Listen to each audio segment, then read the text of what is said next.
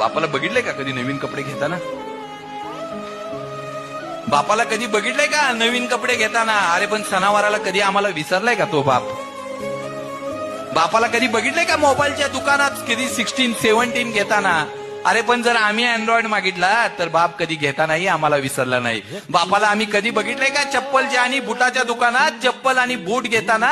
बाप ती चप्पल खेळ मारून वापरतय, पण जर लेकाने एखादा बूट मागितला ना तर ब्रँडेड घेऊन त्याला दुकानात देतय. हा रात्रीचा दिवस करतो बाप आमच्यासाठी. काही करा आयुष्यात, फक्त त्या बापाला कमीपणा देऊ नका.